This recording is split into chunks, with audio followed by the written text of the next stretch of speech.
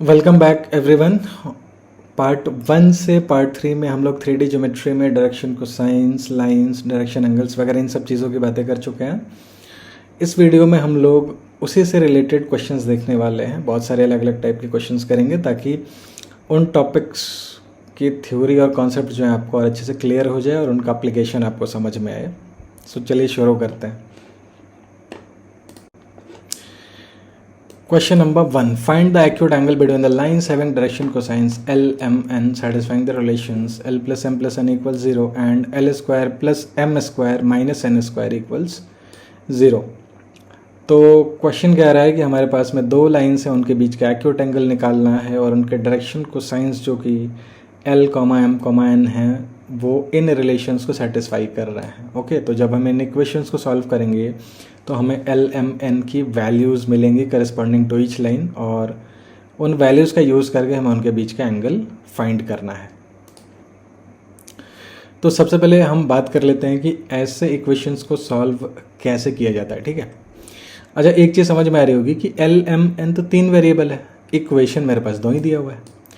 तो 2 इक्वेशन और 3 वेरिएबल तो सॉल्वेबल नहीं है, ऐसे सॉल्व तो हो नहीं सकता, है ना।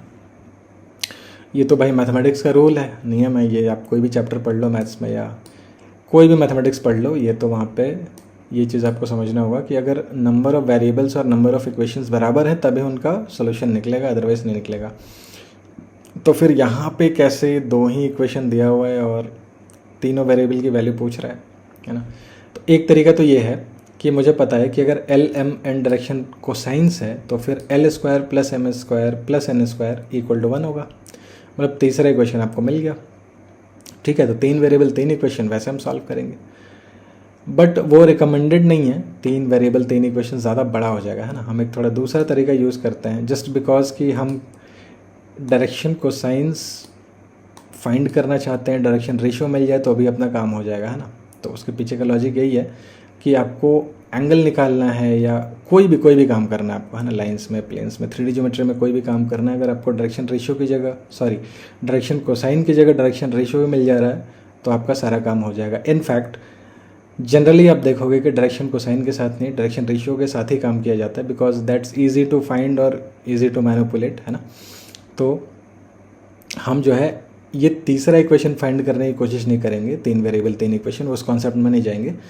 हम एक दूसरे कॉन्सेप्ट में जाएंगे जिससे हमारा काम हो जाएगा, है ना। और कॉन्सेप्ट ये है कि हम इन तीनों वेरिएबल्स में से एक को कांस्टेंट मान लेंगे, किसी एक को भी कांस्टेंट मान लिया, L को या M को या N को, और बाकी 2 को उसी कांस्टेंट के टर्म्स में फाइंड करने की कोशिश करेंगे। ठीक है, इससे भी अपना काम हो जाएगा। उससे हम डायरेक्टली डायरेक्शन कोसाइन तक तो नहीं पहुँचेंगे, लेकिन डायरेक्शन रेशियोज तक पहुँच जाएंगे, है ना। और डायरेक्शन रेशियो भी मिल गया तो हम एंगल्स निकाल सकते हैं। तो हम लोग शुरू करते हैं सेकंड वाले इक्वेशन से। तो ये हो जाएगा L square plus M square equals N square. N square को राइट साइड लेगा। अब L square plus M square को हमने लिख लिया L प्लस M का होल स्क्वायर माइनस 2LM। ठीक है, ओके। अब L प्लस M की जगह हम माइनस N लिख सकते हैं इस पहले इक्वेशन से। यहाँ पे देखो L plus M plus N equal to 0 है, तो L प्लस M कितना हो जाएगा, माइनस N के बराबर। तो यहाँ पे L प्लस M की जगह माइनस N पुट कर दिया। अब ये और ये कैंसिल हो जाएगा राइट साइड से, तो हमें मिलेगा माइनस 2LM इक्वल्स 0 के बराबर। ठीक है, तो या तो L 0 होगा या तो M 0 होगा। अब दोनों केस को सेपरेटली डील करते हैं। अगर L 0 होगा तो हमारा जो पहला इक्वेशन है, जो रिलेशन दिया हुआ है क्वेश्चन में, वो क्या बन जाएगा, M plus N equal to 0। L तो 0 हो गया तो M प्लस N बचा, that will be equal to 0। तो यहाँ से हमें क्या मिलेगा, M equal to minus N। ठीक है, तो इफेक्टिवली हम यहाँ पे क्या कर रहे हैं, N के टर्म्स में L और M को फाइंड करने की कोशिश कर रहे हैं और N को एज इट इज छोड़ दिया। ठीक है, तो L तो 0 हो गया, ओके, और M हो गया माइनस N के बराबर। अब हम L, M, N की जगह इन वैल्यूज़ को पुट करेंगे। तो L हो गया 0, M हो गया माइनस N और N की जगह N छोड़ दिया, क्योंकि हम N के टर्म्स में एक्सप्रेस कर रहे हैं। ठीक है, तो इसका जो डायरेक्शन रेशियो आया वो आया 0, माइनस N, N। अब इस पूरे को हम N से डिवाइड भी कर सकते हैं।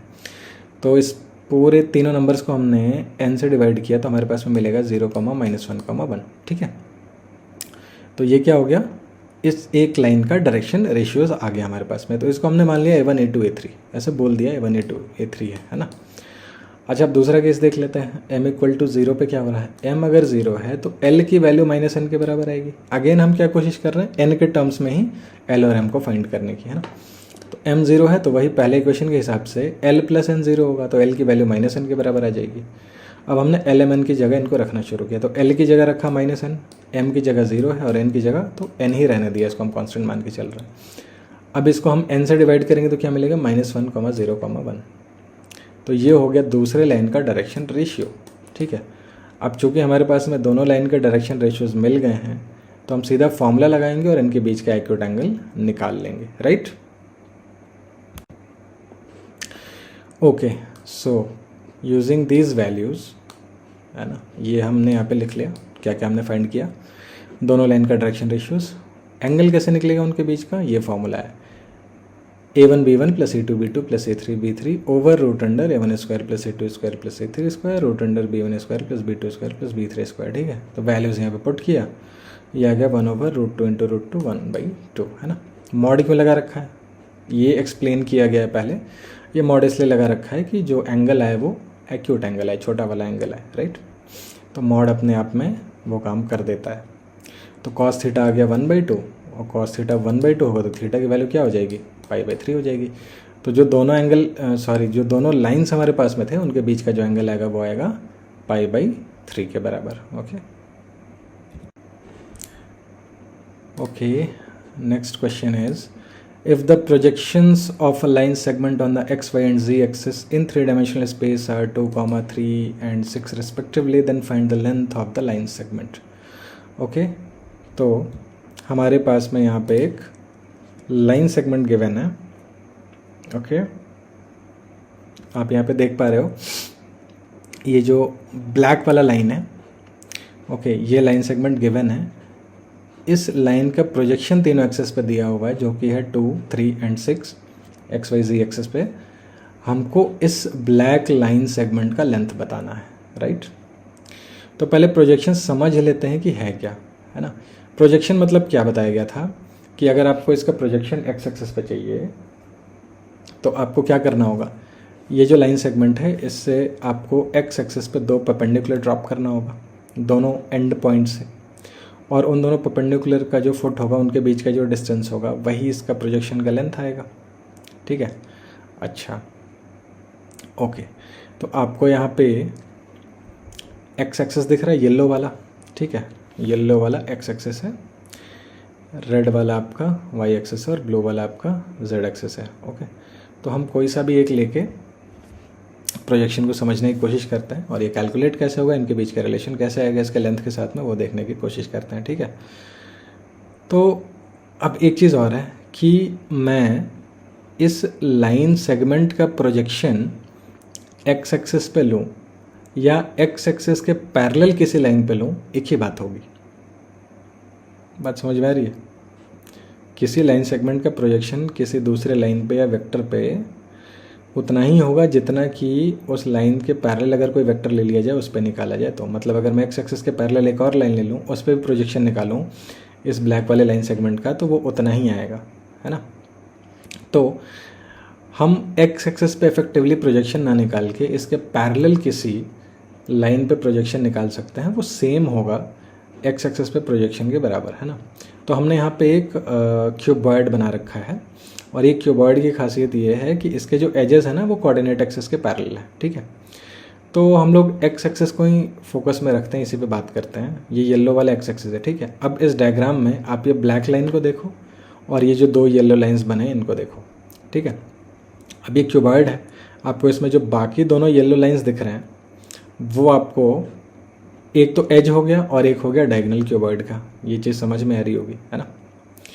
तो ये वाला जो एज है, ये जो येलो एज आपको दिख रहा है यहाँ पे, ये तो एक्स एक्सिस के पैरेलल है ना, ओके, वो एक्स एक्सिस के पैरेलल है, फाइन। अच्छा, अब उस लाइन पे जो है इस ए बी लाइन सेगमेंट का प्रोजेक्शन कितना होगा, तो आपको ये जो दोनों एंड पॉइंट्स दिख रहे हैं, ये जो इससे ये येलो वाले लाइन पे आपको परपेंडिकुलर ड्रॉप कर रहा है, तो ये जो डायगोनल है वो तो बी से परपेंडिकुलर है ही, ये पॉइंट बी है, बी से परपेंडिकुलर ड्रॉप किया हुआ है उस पर, और जो पॉइंट ए है इधर वाला जो पॉइंट है लाइन सेगमेंट का वो तो ऑलरेडी लाइन पे लाई कर रहा है। मतलब इफेक्टिवली आप ये कह सकते हो कि ये वाला जो आपका लाइन है ना, ये जो लाइन दिख रहा है ना, ये लाइन, यही आपका प्रोजेक्शन का लेंथ हो जाएगा एक्स एक्सिस पे। सिमिलरली आपको जो ये ब्लू वाला लाइन दिख रहा है, ये वाला एज दिख रहा है यहाँ पे, ये जेड एक्सिस पे प्रोजेक्शन हो जाएगा एज, और ये जो रेड वाला एज दिख रहा है यहाँ पे इस कीवर्ड पे एज, ये जो है वाई एक्सिस पे आपका प्रोजेक्शन हो जाएगा, राइट। आई होप डायग्राम से आपको थोड़ा बहुत आइडिया हो गया होगा कि प्रोजेक्शन हम किसको बोल रहे हैं और कैसे निकालने वाले हैं, ठीक है। अब हमने क्या किया है कि उस पूरे क्यूबॉइड को हटा के बस उसका थोड़ा सा पार्ट हमने यहाँ पे रख लिया है, बाकी सारे लाइंस को हटा दिया है। हम यहाँ पे जेड एक्सिस के रिस्पेक्ट में देखने की कोशिश कर रहे हैं प्रोजेक्शन को, ठीक है। तो ये लाइन सेगमेंट है, ठीक है, और ये लाइन सेगमेंट हम मान लेते हैं कि इस जेड एक्सिस से गामा एंगल बना रहा है, ठीक है। अल्फ़ा बीटा गामा क्या है? अल्फ़ा बीटा गामा हो गया डायरेक्शन एंगल्स, ठीक है, इस लाइन का। तो गामा भी वैसे बाय डेफिनेशन क्या हो जाएगा, जो जेड एक्सिस के साथ में एंगल बन रहा है वो। अब ये है जेड एक्सिस और ये लाइन हमने बाय डिफ़ॉल्ट जेड एक्सिस के पैरेलल बना रखी है, ठीक है। तो जो एंगल ये लाइन सेगमेंट जेड एक्सिस के साथ बनाएगा वही एंगल ये लाइन सेगमेंट जेड एक्सिस के पैरेलल किसी भी लाइन के साथ बनाएगा, ठीक है। तो ये वाला जो लाइन एल अगर मैं इसको बोल लूँ, ठीक है, तो ये वाला जो एंगल होगा इसके साथ जो ये लाइन बना रहा है ब्लैक वाला, वो गामा के बराबर हो जाएगा। इसको गामा मान लेते हैं, ठीक है। ये तो राइट एंगल है ही। क्यों राइट एंगल है? क्योंकि बाय डिफ़ॉल्ट हमने कंस्ट्रक्शन ऐसा कर रखा है। ये क्यूबॉइड था और इसके सारे एजेस पैरेलल थे कोऑर्डिनेट एक्सिस के, तो ये तो राइट एंगल आना ही आना है ना, बिकॉज ये वाला लाइन एल जेड एक्सिस के पैरेलल है और ये राइट एंगल पे होगा, क्यूबॉइड है। तो अब अगर ये लाइन सेगमेंट का लेंथ अगर मैं आर मान लेता हूँ, ठीक है, तो एल कितना हो जाएगा? अगर मैं इस एंगल को गामा मान रहा हूँ तो आर कॉस गामा एल के बराबर आ जाएगा, ओके। ये देखो, ये एंगल गामा है, ये एंगल हमने गामा बना रखा है, ये बेस है गामा के हिसाब से और ये परपेंडिकुलर है, तो बेस बाई परपेंडिकुलर हो गया तुम्हारा कॉस गामा, है ना। या फिर आप बोल सकते हो कि आर कॉस गामा एल के बराबर है, इस लेंथ के बराबर है, और एक्चुअल में यही लेंथ तो हमारा प्रोजेक्शन था, ठीक है। और क्वेश्चन के हिसाब से जो जेड एक्सिस पे प्रोजेक्शन है वो 6 यूनिट्स का दिया हुआ है, तो आर कॉस गामा 6 यूनिट्स हो जाएगा, R cos beta 3 units question में गिवन है, और आर कॉस अल्फा 2 यूनिट्स। तो ये 2, 3, 6 ये जो वैल्यूज़ हैं क्वेश्चन में गिवन है। अब हमने क्या किया, तीनों को स्क्वायर करके जोड़ दिया, ठीक है। तो ये जो तीनों को स्क्वायर करके जोड़ा है तो राइट साइड में ये चीज़ आ जाएगी, है ना। और ये राइट साइड वाले को इवैल्यूएट करेंगे तो ये 49 के बराबर आ रहा है। अच्छा, लेफ्ट हैंड साइड में आर स्क्वायर कॉमन है तो वो कॉमन ले लिया, ब्रैकेट में बच गया cos square alpha plus cos square beta plus cos square gamma, ठीक है। ये 49 के बराबर है। अच्छा, cos alpha cos beta cos gamma क्या है? अल्फा बीटा गामा तो डायरेक्शन एंगल है। अल्फा बीटा गामा हमने क्या माना है, जो ये लाइन सेगमेंट एंगल्स बना रहा है कोऑर्डिनेट एक्सिस के साथ में, तो वो डायरेक्शन एंगल हो गए। और डायरेक्शन एंगल का कॉस वैल्यू क्या होता है? Direction cosines. तो cos alpha cos beta cos gamma actually में इस लाइन सेगमेंट का डायरेक्शन कोसाइंस है। आप डायरेक्शन कोसाइन का स्क्वायर करके ऐड करोगे तो वैल्यू तो 1 आएगी, वो उसकी प्रॉपर्टी है। तो cos square alpha plus cos square beta plus cos square gamma 1 के बराबर हो गया। तो यहाँ सिर्फ आर स्क्वायर बचेगा एलएचएस में, तो आर स्क्वायर हो गया 49, तो आर की वैल्यू बचेगी 7। अब आर चूँकि लेंथ है तो सिर्फ पॉजिटिव वैल्यू ले रहे हैं हम 7, नेगेटिव वैल्यू नहीं ले रहे हैं, ठीक है। तो इस तरीके से हम इस लाइन सेगमेंट का लेंथ निकालेंगे, ठीक है। आप इस चीज़ को ना ऐसे याद भी रख सकते हो, वो तो मैंने अभी विजुअलाइज कराया कि हाँ क्या हो रहा है, क्या लॉजिक चल रहा है, क्यों इतना आएगा, ठीक है। बट आप इस चीज़ को याद भी रख सकते हो, बहुत हैंडी है, कि अगर किसी भी लाइन सेगमेंट का लेंथ आर है तो उसका जो कोऑर्डिनेट एक्सिस पे प्रोजेक्शंस आएगा वो आएगा R cos alpha R cos beta R cos gamma, ठीक है। आप ये याद भी रख सकते हो, जहाँ पे अल्फा बीटा गामा क्या है, डायरेक्शन एंगल्स है, ठीक है। ये लाइन सेगमेंट जो भी एंगल्स बना रहा है कोऑर्डिनेट एक्सिस के साथ में, ठीक है। आई रिपीट, कोई भी लाइन सेगमेंट का लेंथ अगर आर यूनिट्स है तो उसका प्रोजेक्शन कोऑर्डिनेट एक्सिस पे होगा respectively R cos alpha R cos beta R cos gamma, ठीक है। ये एक रेडीमेड रिजल्ट है, आप इसको याद रखो, आगे काम आएगा, राइट। ओके, अब अगले क्वेश्चन पे मूव करते हैं। So question number 3, a perpendicular is drawn from the point, ये गिवन है A1, 2, 3 to the line that meets the line at B, find the coordinates of point P। Okay, ठीक है। तो हमारे पास में एक लाइन है, यहाँ पे हमने ड्रॉ कर रखा है, इसका इक्वेशन यहाँ पे गिवन है, और यहाँ पे एक पॉइंट A है 1, 2, 3, यहाँ से एक परपेंडिकुलर ड्रॉप किया जो कि लाइन को B पे मीट कर रहा है। इसी पॉइंट B का कोऑर्डिनेट्स हमको बताना है, ठीक है। अब लाइन को पहले ना, जो क्वेश्चन में लाइन लिखा है उसको ध्यान से देखिए, ये आपको देख के समझ में आ रहा होगा, ये स्टैंडर्ड फॉर्म में नहीं है। ओके, ऊपर में क्या होना चाहिए, x minus something, y minus something, z minus something. Okay, तो उस फॉर्म में तो यह है नहीं, यहाँ पे 2 माइनस एक्स लिखा है, यहाँ 3y माइनस 4 लिखा है, y के साथ 3 नहीं होना चाहिए, 2 माइनस एक्स नहीं होना चाहिए, x माइनस समथिंग होना चाहिए, फिर यहाँ पे z माइनस समथिंग होना चाहिए, z प्लस समथिंग नहीं होना चाहिए। ओके, तो ये स्टैंडर्ड फॉर्म में नहीं है, इसको स्टैंडर्ड फॉर्म में लाना पड़ेगा, तभी हम कुछ काम कर सकते हैं, कोई फार्मूला यूज़ कर सकते हैं या कोई भी लॉजिक कॉन्सेप्ट लगा सकते हैं यहाँ पे। ठीक है, तो पहले हमने क्या किया, नेगेटिव से मल्टीप्लाई किया, तो ये x माइनस 2 अपन माइनस 2 हो गया। दूसरे वाले में क्या किया हमने, 3 से डिवाइड किया न्यूमरेटर डिनोमिनेटर को, तो ये हो गया y माइनस 4/3 अपॉन 4/3। और तीसरे वाले में प्लस की जगह क्या लिखा, z माइनस ऑफ -5। ठीक है, अब ये जो लाइन आप देख रहे हो ना, ये स्टैंडर्ड फॉर्म में आ गया, राइट। अच्छा, अब हमने क्या किया, इसको मान लिया लैम्डा के बराबर। ठीक है, तो जब इसको लैम्डा मान लोगे तो x की वैल्यू आएगी -2 लैम्डा प्लस 2। कैसे आया, इसको इक्वेट कर लिया, फिर y वाले को लैम्डा से इक्वेट करेंगे, फिर z वाले को लैम्डा से इक्वेट करेंगे, मतलब जनरल कोऑर्डिनेट हम निकाल रहे हैं इस लाइन के ऊपर। ठीक है, तो ये जो जनरल कोऑर्डिनेट आया है, यही जनरल कोऑर्डिनेट हम मान लेंगे पॉइंट B का, for some value of lambda, वो लैम्डा हम फाइंड करने वाले हैं, तब जाके B का एक्चुअल कोऑर्डिनेट्स हमको मिलेगा। तो यहाँ पे देखिए हमने B के कोऑर्डिनेट्स को मान लिया लैम्डा के फॉर्म में, जनरल फॉर्म में। ठीक है, अब हम लाइन AB का डायरेक्शन रेशियो निकालते हैं। ठीक है, AB का डायरेक्शन रेशियो कैसे निकलेगा, इनके कोऑर्डिनेट्स को सब्ट्रैक्ट कर देना है। तो हमने क्या किया कि B के कोऑर्डिनेट्स में A के कोऑर्डिनेट्स को सब्ट्रैक्ट कर लिया, तो -2 लैम्डा प्लस 2 यहाँ है, 1 यहाँ है, तो -2 लैम्डा प्लस 2 में -1 किया, यहाँ पे लिखा हुआ है देखिए। उसके बाद 4/3 लैम्डा प्लस 4/3 में 2 माइनस किया, वो यहाँ पे लिखा हुआ है।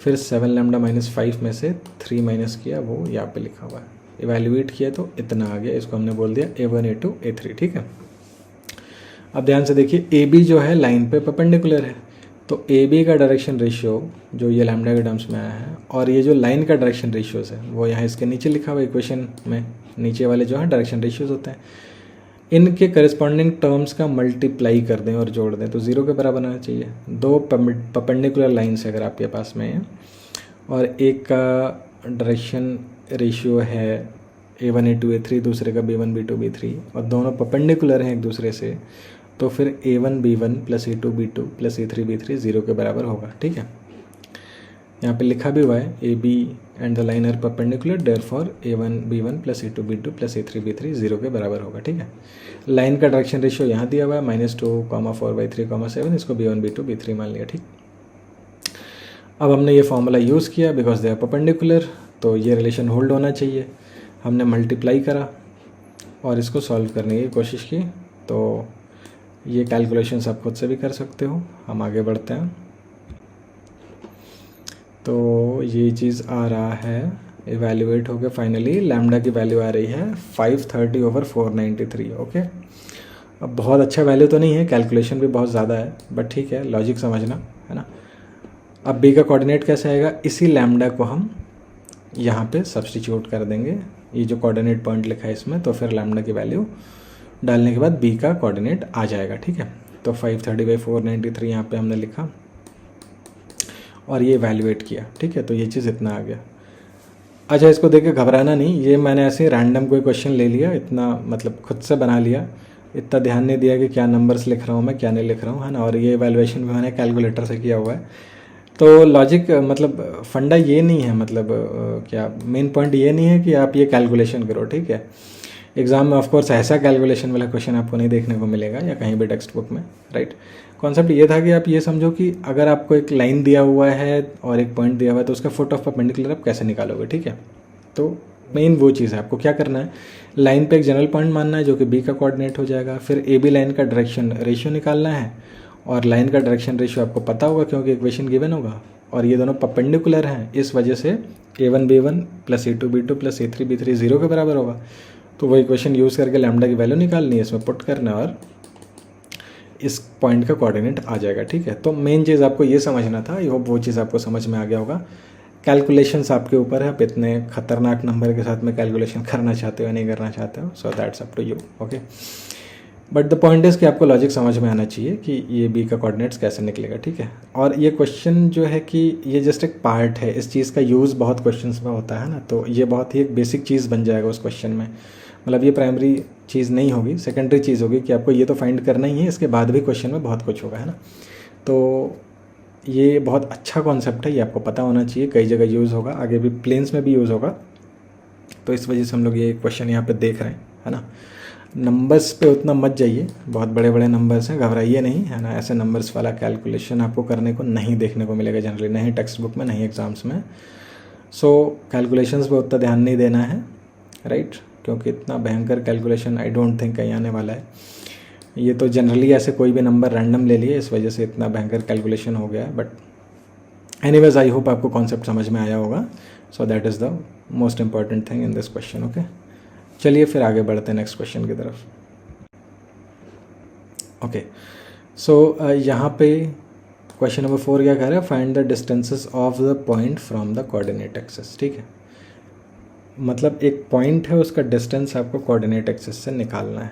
अब डिस्टेंसेस का क्या मतलब हुआ, आपको उस पॉइंट से एक परपेंडिकुलर लाइन खींचना है उस एक्सिस पे, और वो जो परपेंडिकुलर लाइन का लेंथ आएगा वही उसका डिस्टेंस हो जाएगा, ठीक है।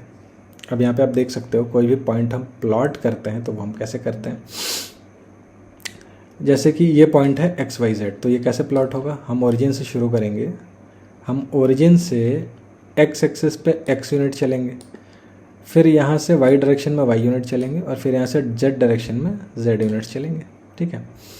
तो जब हम ओरिजिन से शुरू करेंगे और एक्स एक्सिस के डायरेक्शन में एक्स यूनिट्स चलेंगे, तो ये वाला जो पॉइंट आपको दिख रहा है ब्लैक वाला, इसका कोऑर्डिनेट हो जाएगा x,0,0। बात समझ में आ रही है।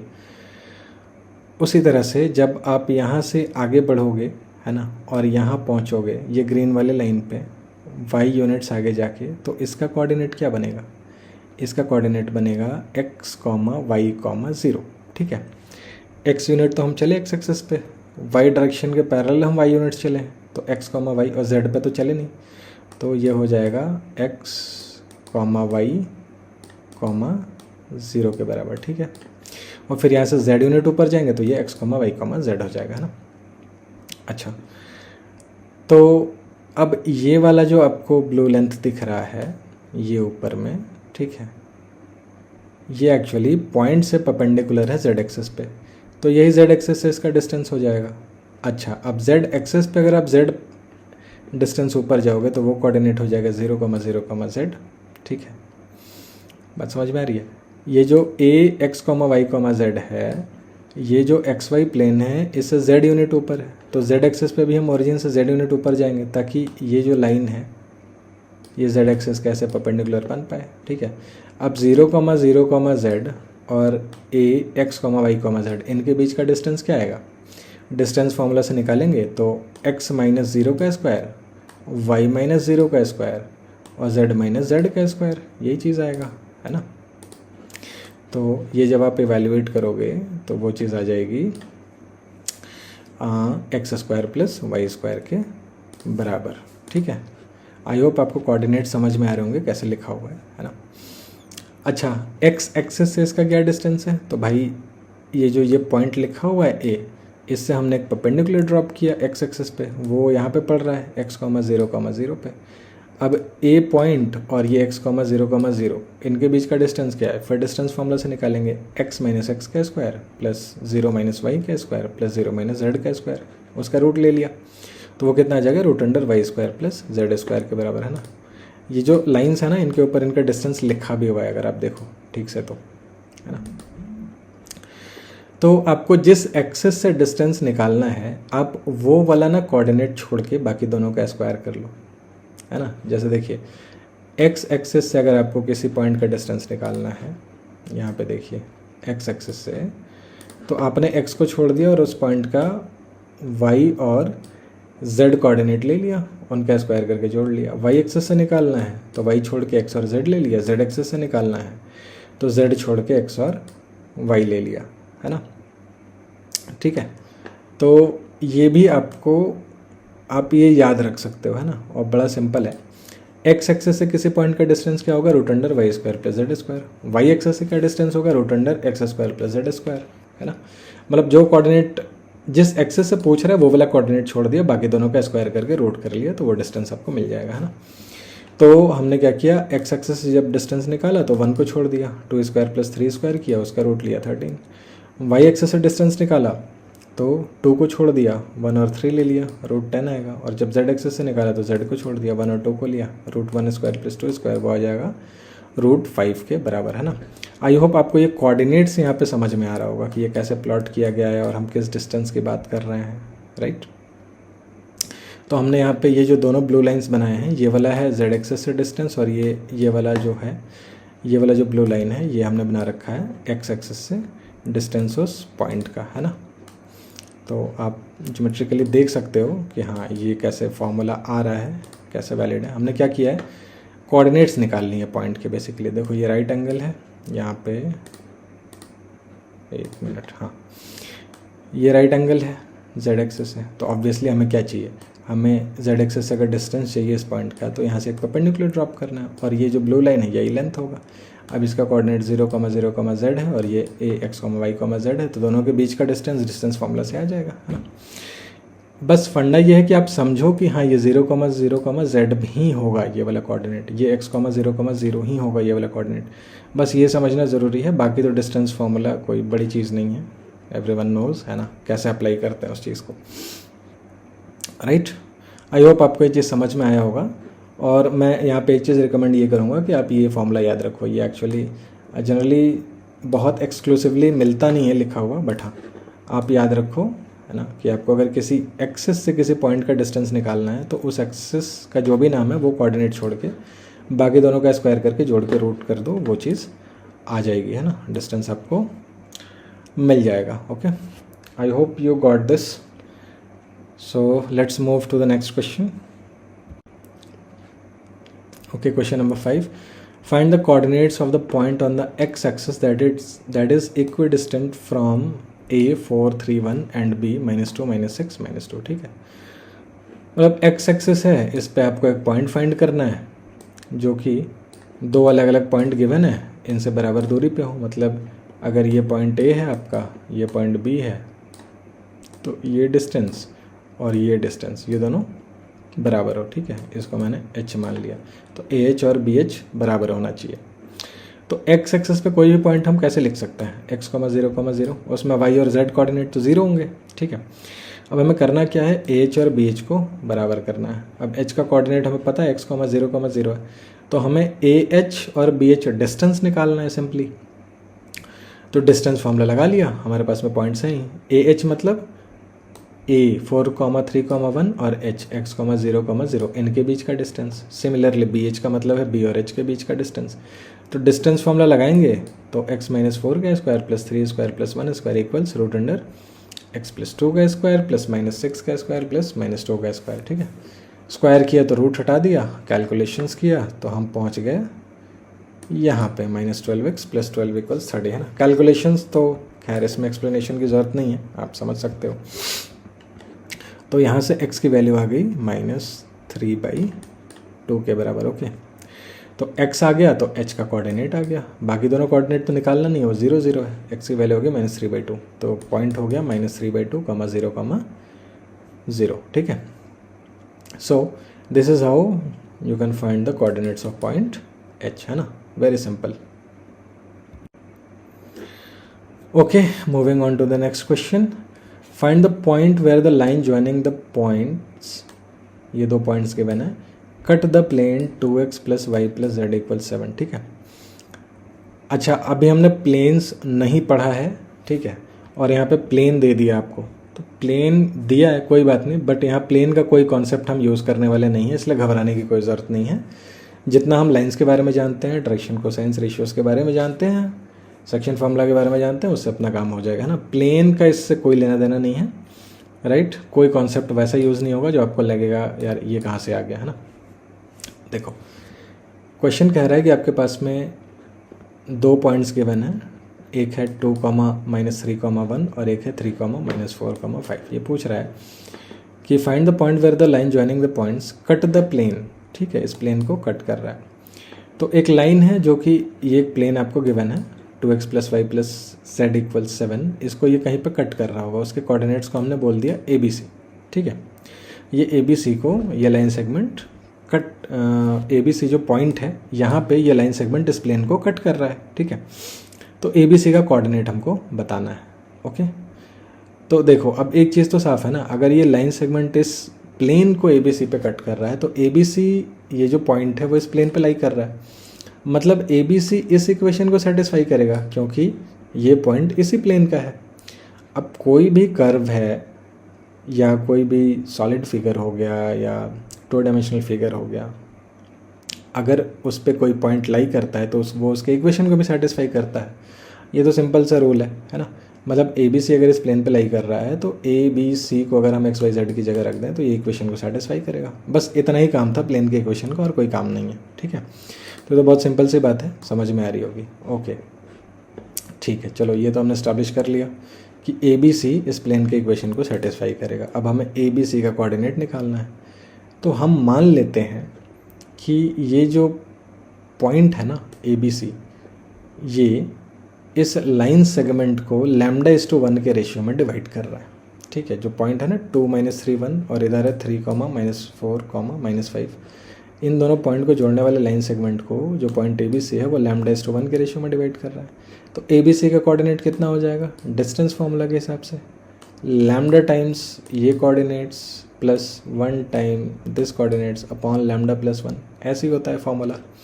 सेक्शन फार्मूला यूज़ कर रहे हैं हम, ठीक है। तो x कोऑर्डिनेट के लिए हम क्या लिखेंगे, लैम्डा टाइम्स 3 मतलब 3 लैम्डा प्लस 1 टाइम्स 2 मतलब +2 अपॉन 1 + लैम्डा, ठीक है। उसके बाद y कोऑर्डिनेट -4 लैम्डा -3 अपॉन λ+1, ठीक है। उसी तरह से ये है ना। आई होप आपको सेक्शन फार्मूला अप्लाई करने आता है। तो इस तरह से ABC का कोऑर्डिनेट आ गया, लैम्डा के फॉर्म में आया लेकिन, ठीक है। अब हमें लैम्डा फाइंड करना है, लैम्डा फाइंड करेंगे तभी तो ये पॉइंट आएगा, ठीक है। तो मेरे को पता है ABC इस प्लेन में लाई करता है, और अगर ABC इस प्लेन में लाई करता है तो ABC इस प्लेन के इक्वेशन को भी सेटिस्फाई करेगा, बिल्कुल। तो ये आपका प्लेन का इक्वेशन है यहाँ पे 2x + y + z = 7। अब इसमें हम ABC को रख देते हैं XYZ की जगह, और ABC को भी किस फॉर्म में रखेंगे, लैम्डा के फॉर्म में, ये जो हमने सेक्शन फार्मूला से निकाल रखा है वो। तो ये x की जगह A डाला लैम्डा के फॉर्म में, y की जगह B डाला लैम्डा के फॉर्म में, और z की जगह C डाला इन टर्म्स ऑफ लैम्डा। अब तो ये बहुत सिंपल हो गया, आपको लैम्डा के लिए इस इक्वेशन को सॉल्व करना है। तो 1 + लैम्डा से मल्टीप्लाई कर लिया तो ये मिलेगा, एक्सपैंड किया, सॉल्व किया तो लैम्डा की वैल्यू आ गई -1/2। फाइन। अब हमें क्या करना है, लैम्डा की जगह -1/2 रख देना है ताकि हमें ABC मिल जाए। तो यहाँ पे हमने लैम्डा की जगह -1/2 रख दिया है ना। अच्छा यहाँ पे माइनस होगा, ये छूट गया है, ओके फाइन। तो जब -1/2 रखेंगे और इवेल्युएट करेंगे तो ABC की वैल्यू आ जाएगी 1, -2, 7, ओके। तो फिर ये कोऑर्डिनेट्स आपको मिल जाएंगे। This is your final answer. अगला क्वेश्चन देखते हैं। Find the coordinates of the points which divide the segment A 2, 7, 1 and B 8, -2, 5 into 3 equal parts, okay. ये भी सिंपल है, सेक्शन फॉर्मूला लगाना है आपको डायरेक्टली। ये पॉइंट A है, ये पॉइंट B है, x और y दो पॉइंट्स हमने मान लिए जो इसको 3 इक्वल पार्ट्स में डिवाइड कर रहे हैं, ठीक है। तो ax का लेंथ 1 हो जाएगा, xy का लेंथ 1 हो जाएगा और yb का लेंथ 1 हो जाएगा, तभी तो 3 इक्वल पार्ट होंगे। अब x का कोऑर्डिनेट कैसे निकलेगा, तो x का कोऑर्डिनेट निकालने के लिए आपको सेक्शन फॉर्मूला लगाना होगा, और x कोऑर्डिनेट निकालने के लिए आपको ऐसे देखना होगा कि x जो है AB के जॉइन को किस रेशियो में डिवाइड कर रहा है। तो एक तो ax हो गया ये पार्ट, ये 1 यूनिट है, और फिर ये xb हो गया जो 2 यूनिट्स है, ठीक है। तो x जो पॉइंट है वो AB के जॉइन को 1:2 के रेशियो में डिवाइड कर रहा है। आपको A का कोऑर्डिनेट पता है, B का कोऑर्डिनेट पता है, रेशियो पता लग गया 1:2। तो आपने क्या किया, यहाँ पे सेक्शन फॉर्मूला लगाया है ना, यहाँ पर डायरेक्टली अप्लाई करके लिखा हुआ है। आई hope you know what section formula is, ठीक है। तो ये इवेल्युएट होकर आ जाएगा 12/3, 12/3, 7/3। इसको 4, 4, 7/3 भी लिख सकते हैं, ठीक है। अब y जो है वाई का कोऑर्डिनेट भी चाहिए आपको, ये किस रेशियो में डिवाइड कर रहा है, तो सेम लॉजिक से हम बोल सकते हैं कि ए बी के जॉइन को वाई जो है यहाँ से यहाँ तक 2 यूनिट्स हो जाएगा और यहाँ से यहाँ तक 1 यूनिट हो जाएगा। मतलब ए बी के जॉइन को जो पॉइंट वाई है वो 2:1 के रेशियो में डिवाइड कर रहा है। तो अगेन सुटेबली हमने फॉर्मूला यूज़ किया, सेक्शन फॉर्मूला, और ये आंसर आ गया अपना। ठीक है, इसको आप 6,1,11/3 भी लिख सकते हो, राइट। सो वेरी सिंपल, सीधा सीधा सेक्शन फॉर्मूला का यूज़ था और बहुत आराम से अपना आंसर आ गया, है ना। सो आई थिंक इसमें और कोई एक्सप्लेनेशन की ज़रूरत नहीं है, आगे बढ़ते हैं। Okay, question number 8, show that the plane ax + by + cz + d = 0 divides the line joining the points x1 y1 z1 and x2 y2 z2 in the ratio negative of ax1 + by1 + cz1 + d over ax2 + by2 + cz2 + d। ठीक है, तो एक plane है हमारे पास में, आप figure में देख सकते हो, और एक लाइन सेगमेंट है जिसका एंड पॉइंट है x1 y1 z1 और x2 y2 z2। इसको ये प्लेन λ/1 के रेशियो में डिवाइड कर रहा है, ऐसा हमने मान लिया। ठीक है, ओके, ये एक्चुअली इस रेशियो में डिवाइड करना है, ये हमको प्रूव करना है। ठीक है, ये जो क्वेश्चन में गिवन है, अभी हमने मान लिया फॉर द टाइम बिंग कि ये λ/1 के रेशियो में डिवाइड कर रहा है। इसका मतलब क्या हुआ, ये प्लेन जो है ना इस लाइन सेगमेंट को कहीं पे कट कर रहा होगा, वो पॉइंट h है ना, और इफेक्टिवली ये पॉइंट h जो है इस लाइन सेगमेंट को λ/1 के रेशियो में डिवाइड कर रहा है। ठीक है, तो अब हमारे पास में दोनों कोऑर्डिनेट्स हैं, x1 y1 z1 x2 y2 z2, ratio है λ/1। तो पॉइंट h का कोऑर्डिनेट डिस्टेंस फार्मूला से हम डायरेक्टली लिख सकते हैं, सॉरी सेक्शन फार्मूला से डायरेक्टली लिख सकते हैं ना। तो h का कोऑर्डिनेट क्या हो जाएगा, λx2 + 1x1 / 1 + λ, λy2 + 1y1 / 1 + λ and so on. ठीक है, तो ये h का कोऑर्डिनेट हो गया। अब हमें ये भी पता है कि ये प्लेन जो है इस लाइन सेगमेंट को h पे कट कर रहा है, तो h तो इसी प्लेन का पॉइंट है ना, तो ये जो h पॉइंट है वो इस प्लेन के इक्वेशन को सेटिस्फाई करेगा। तो h का कोऑर्डिनेट्स जो लैम्डा के टर्म्स में आया है हम इस प्लेन के इक्वेशन में रख देंगे।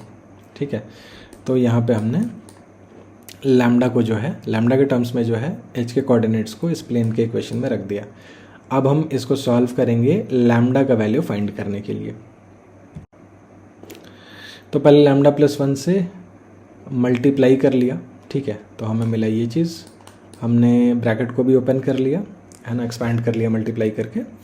अब क्या किया, लैम्डा वाले जितने टर्म्स हैं वो सब एक जगह ले आए, लैम्डा कॉमन लेके, और जिनमें लैम्डा नहीं है उनको एक जगह रखा। ठीक है, तो ये बन रहा लैम्डा ब्रैकेट में x2 + by2 + cz2 + d plus इस ब्रैकेट में बन रहा है x1 + by1 + cz1 + d। ठीक है, इसको ले गए राइट साइड में, तो ये नेगेटिव टाइम्स हो जाएगा, और फिर इससे डिवाइड कर लिया, तो लैम्डा की वैल्यू आ जाएगी ये, है ना। तो λ/1 कितना हो जाएगा, सेम चीज़ हो जाएगा, लैम्डा को λ/1 भी लिख सकते हैं, है ना। मतलब हम ये बोल रहे हैं कि जो λ/1 का रेशियो है, मतलब λ/1 का रेशियो था, इसी रेशियो में तो हमने माना था कि प्लेन उस लाइन सेगमेंट को डिवाइड कर रहा है, तो हमको इफेक्टिवली λ/1 ही फाइंड करना था या लैम्डा फाइंड करना था, है ना। तो वो लैम्डा कितना आ रहा है, उतना ही जितना कि क्वेश्चन में प्रूव करने के लिए बोला गया था। ठीक है, तो आई होप कि आपको बात समझ में आ गई होगी कि हमने ये चीज़ प्रूव कर दी। Okay, now question number 9, let a x1 y1 z1 and b x2 y2 z2 be 2 points in the coordinate space. Find the projection of ab on the line L having direction cosines L M N। ठीक है, okay, तो पहले समझते हैं भाई question कह क्या रहा है।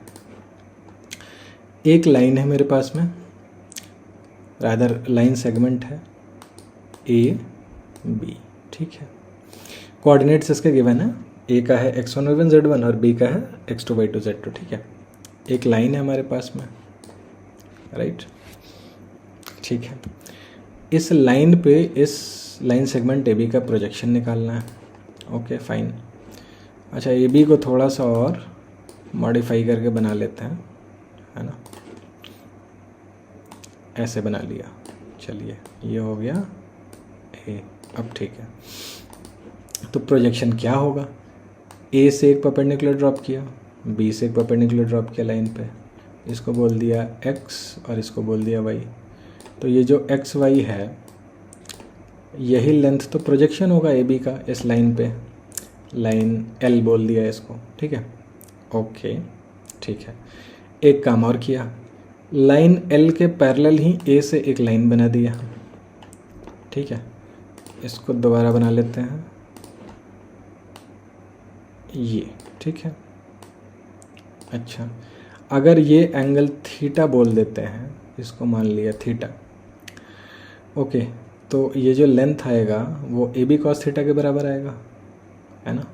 इसको अगर मैं क्यू बोल दूँ तो जो ए क्यू लेंथ है वो कितना है, ए बी कॉस थीटा है। ये तो एक राइट एंगल ट्रायंगल बन रहा है ना ए बी क्यू, तो ए क्यू जो लेंथ है वो हो जाएगा ए बी कॉस थीटा, और ए क्यू और एक्स वाई बराबर है, तो एक्स वाई का जो लेंथ है वो कितना हो जाएगा, ये भी तो ए बी कॉस थीटा ही आएगा, ठीक है। This is also A B cos theta, है ना। तो ए बी कॉस थीटा ही एक्चुअली में प्रोजेक्शन है ए बी लाइन सेगमेंट का लाइन एल पे। अब थीटा क्या है, थीटा जो है वो लाइन ए बी और लाइन ए क्यू के बीच का एंगल है, यहाँ पे आपको दिख रहा है, लेकिन ए क्यू तो लाइन एल के पैरेलल है ना, तो थीटा एंगल हम बोल सकते हैं ए बी और लाइन एल के बीच का है। मतलब अगर मैं इसको यहाँ एक्सटेंड करूँ तो भी ये बात क्लियर हो जाएगी, ये एंगल थीटा आएगा, आएगा ना। तो theta is effectively the angle between the line segment A B and the line L, and A B cos theta is the projection of line segment A B on line L, ठीक है। अच्छा, तो अगर theta निकल जाए तो अपना काम हो जाएगा, ठीक है, या कॉस थीटा निकल जाए। तो देखते हैं हमने क्या किया, सबसे पहले फाइंड किया यहाँ पे direction cosine line A B का। डायरेक्शन रेशियो कैसे निकलता है, डायरेक्शन रेशियो निकलता है दो पॉइंट्स के बीच का कोऑर्डिनेट को सब्ट्रैक्ट करेंगे तो उन दोनों को जोड़ने वाले लाइन सेगमेंट का डायरेक्शन रेशियो निकलेगा, और उसके लेंथ से डिवाइड कर देंगे तो वही डायरेक्शन रेशियो डायरेक्शन कोसाइन में कन्वर्ट हो जाएगा। तो ऊपर x2 minus x1, y2 minus y1, z2 minus z1, ये जो निकला है ये आपका डायरेक्शन कोसाइन से, उसको हमने ए बी से डिवाइड कर दिया तो वो डायरेक्शन, सॉरी वो क्या है, डायरेक्शन रेशियोज़ हैं, और ए बी से डिवाइड करने के बाद वो बन गया डायरेक्शन कोसाइंस, ठीक है। तो लाइन ए बी का डायरेक्शन कोसाइन मिल गया। लाइन एल का डायरेक्शन कोसाइन आपको क्वेश्चन में गिवन है एल एम एन। अब कॉस थीटा कितना होता है, अगर एक लाइन का डायरेक्शन कोसाइन है L1 M1 N1 और दूसरे का L2 M2 N2, तो कॉस थीटा होता है L1 L2 plus M1 M2 plus N1 N2, है ना। मतलब दोनों के करस्पॉन्डिंग डायरेक्शन कोसाइंस को मल्टीप्लाई करके जोड़ना है, तो कॉस थीटा हो जाएगा ये उस फॉर्मूले के हिसाब से।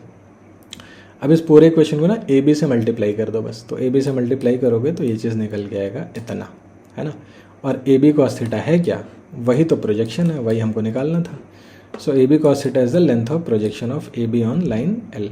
सो प्रोजेक्शन क्या बन गया, ये x2 minus x1 L plus y2 minus y1 M plus z2 minus z1 N के बराबर, ठीक है। So this is the projection of A B on line L. ये एक स्टैंडर्ड रिजल्ट के तौर पे भी आप यूज़ कर सकते हो, इस चीज़ को आप चाहो तो याद भी रख सकते हो, है ना। बहुत हैंडी है, कई जगह काम आ जाता है, राइट। ओके, आई होप आपको ये समझ में आ गया होगा। अब हम अगले क्वेश्चन पे मूव करते हैं। Okay, moving on to the next question. क्या कह रहा है, show that the three lines from O कोई पॉइंट है, ओरिजिन बोल सकते हो, ओरिजिन नहीं भी मान सकते हो, so it doesn't matter. Having direction cosines L1 M1 N1, L2 M2 N2 and L3 M3 N3 are coplanar F, this determinant is equal to 0, है ना। अच्छा, कोप्लानर का क्या मतलब हुआ, कोप्लानर का मतलब होता है कि लाइंस एक ही प्लेन में लाई कर रहे हैं, ठीक है। अच्छा, एक चीज़ और, ये कन्फ्यूजन में मत रहना कि हम एक लाइन को उठा के दूसरी जगह रख सकते हैं, वो हम वेक्टर्स को रख सकते थे, है ना। वेक्टर्स जो हैं वो फ्री होते हैं, फ्री वेक्टर्स की हम बात करते हैं, फ्री लाइंस की बात नहीं कर रहे कि अगर दो वेक्टर्स तो हमेशा ही कोप्लानर होते हैं, वो हमेशा एक प्लेन में लाई करते हैं, लेकिन दो लाइंस हमेशा कोप्लानर नहीं हो सकते। आप एक लाइन को उठा के दूसरी जगह नहीं रख सकते, है ना। ये वेक्टर्स के केस में ही चलता है, फ्री वेक्टर्स हम पढ़ रहे हैं इस वजह से, ठीक है ना, फ्री वेक्टर्स से डील कर रहे हैं इस वजह से। लाइंस आप मूव नहीं कर सकते, ठीक है। तो ऐसा मत सोचिएगा कि दो लाइंस दिया हुआ है तो एक लाइन को उठा के दूसरे वाले से कनेक्ट कर दिया तो वो दोनों कोप्लानर हो गए, है ना, ऐसा नहीं करना। यहाँ पे जो लाइन एक बार स्पेस में जहाँ पे बन गया या जो भी उसका इक्वेशन है वो एज इट इज़ वहीं पे रहेगा, दूसरी जगह नहीं हो सकता, स्पेस में मूव नहीं हो सकता है ना। तो 3 लाइंस तभी कोप्लानर होंगे जब वो तीनों के तीनों कोई एक पर्टिकुलर प्लेन में लाई करेंगे, है ना। शर्त ये आप लाइंस को मूव नहीं कर सकते ज़बरदस्ती कोप्लानर बनाने के लिए, है ना।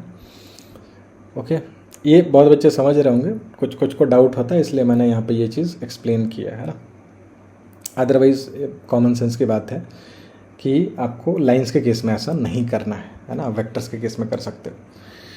ठीक है, okay, back to the question कि लाइंस तब कोप्लानर होंगे, मैं बता रहा था कि जब वो एक प्लेन में लाई करेंगे तब, ठीक है। तो यहाँ पे 3 लाइंस है हमारे पास में, ये ब्लैक, ये ब्लू और ये रेड, है ना। ऐसे ही डिनोट करूँगा मैं इनको। ओपी हमने एक परपेंडिकुलर बनाया है इस प्लेन से, है ना। तो जाहिर सी बात है अगर ये तीनों लाइन इस प्लेन में है और ओपी परपेंडिकुलर है इस प्लेन के, तो डेफिनेटली ओपी जो है ये ब्लैक लाइन, ब्लू लाइन और रेड लाइन तीनों के परपेंडिकुलर होगा, ठीक है। इस लाइन ओपी का डायरेक्शन कोसाइन हम मान लेते हैं LMN, ठीक है। और ये तीनों लाइन के डायरेक्शन कोसाइन हमें क्वेश्चन में गिवन है। रेड वाले का मान लिया L1M1N1, फिर ब्लू वाले का L2M2N2 एंड सो ऑन, ठीक है। अच्छा, अब ये तीनों लाइंस तो इस जो परपेंडिकुलर लाइन है OP, ठीक है, इससे 90 डिग्री पे हैं, तो फिर करस्पॉन्डिंग डायरेक्शन रेशियोज का प्रोडक्ट का सम 0 होगा, ये तो फॉर्मूला होता है।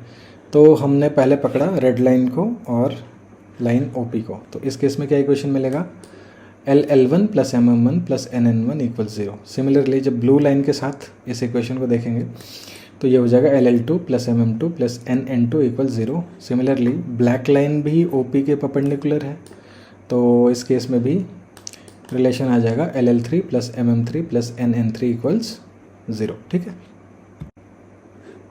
अच्छा, तो ये 3 इक्वेशंस बन गए। अब हम L, M और N को, जो कि डायरेक्शन कोसाइंस है लाइन OP के, उनको अगर हम वेरिएबल्स मानते हैं तो ये लीनियर इक्वेशन इन 3 वेरिएबल की तरह हो रहा है, ठीक है। तो इसको हम मैट्रिक्स फॉर्म में लिख सकते हैं, राइट। तो ये कोफिशिएंट मैट्रिक्स बन गया, यहाँ पे LMN हो गया और ये हो गया 0 0 0 0 मैट्रिक्स, ठीक है। अच्छा, अब OP तो एक जनरल लाइन है, ठीक है, तो हम ये तो नहीं कह सकते कि LMN तीनों हमेशा 0 ही होगा, है ना, राइट। इन तीनों का एक सोल्यूशन तो आपको दिख रहा है ना यहाँ पे, LMN अगर तीनों 0 0 0 कर दें, ठीक है, तो इसका सोल्यूशन हो जाएगा। बट LMN तीनों 0 हो ऐसा पॉसिबल है क्या? ऐसा तो पॉसिबल ही नहीं है। क्यों?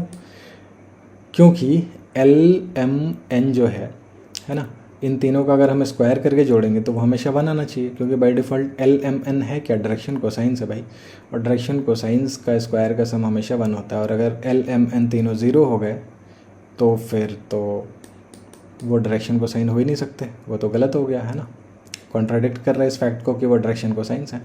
मतलब ये जो आपको होमोजेनियस इक्वेशन दिख रहा है, इसका सोल्यूशन 0 0 0 हो ऐसा पॉसिबल नहीं है। इसका मतलब ये हुआ कि इस जो ये तीनों होमोजेनियस इक्वेशन आपको दिख रहा है, इनका 0 0 0 के अलावा सोल्यूशन होना चाहिए, ठीक है। मतलब ये चला गया किस कैटेगरी में, मोर देन 1 सोल्यूशन, मतलब इन्फिनिट सोल्यूशन के कैटेगरी में, ठीक है। और इन्फिनिट सोल्यूशन कब होता है, जब जो कोफिशिएंट मैट्रिक्स होता है उसका डिटर्मिनेंट वैल्यू 0 के बराबर होता है तब, ठीक है।